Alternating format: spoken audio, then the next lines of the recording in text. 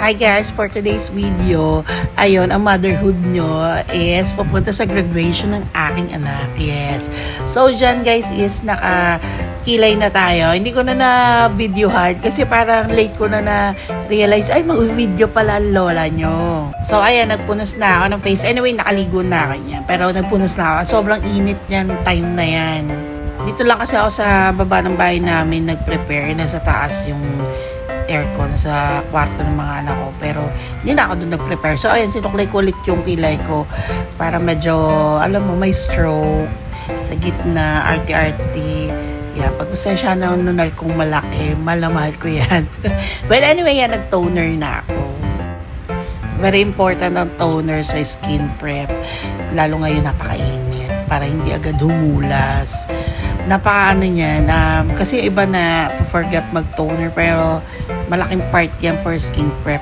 Then favorite ko yan, eye cream. Actually, kahit di ako mag-makeup, basta may eye cream ako kasi malaki yung eye bags ko eh. Tapos maitim pa. Nasa lahi na namin yan, so wag nyo ako i-judge. Tsaka ilang taon na rin lola nyo, no?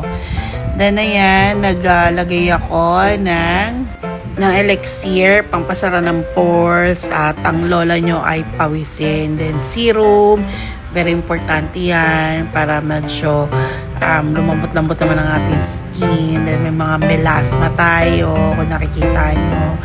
So ayan, para kapit na kapit talaga yung makeup natin. Alam nyo ba ang skin prep, napaka-importante niya. Huwag nyo i-skip yan pag nagme-makeup kayo. Napakalaking factor niya para smooth tsaka mag-long last talaga yung makeup natin. Then ayan, naglagay din tayo ng moisturizer with primer. Alam ko parang Bobbi Brow yata yan. Tapos ito, favorite ko to ngayon, Gucci primer. Yes, yan, subok ko yan, parang nuhula siya sa mga bride ko recently. So parang yan yung pinaka number 1 ko na primer. So ayan, ikalat lang natin yung besh.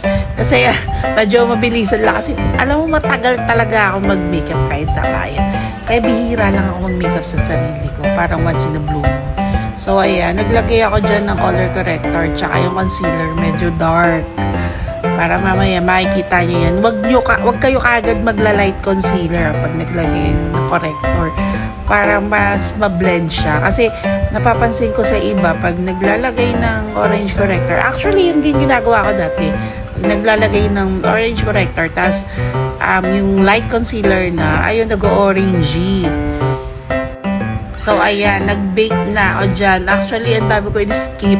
Ang sa akin lang, gusto ko lang ipakita kung paano ako mag-makeup sa sarili ko. Then, ayan na yung final. Yan, ang lola mo pa fresh na. Diba kanina mo ang ewan. So, sa dulo nyo makikita, picture na lang. Hindi kasi ako mahilig mag-makeup sa sarili ko. So, ayan lola nyo sa graduation, pa fresh lang. That's all. Thank you.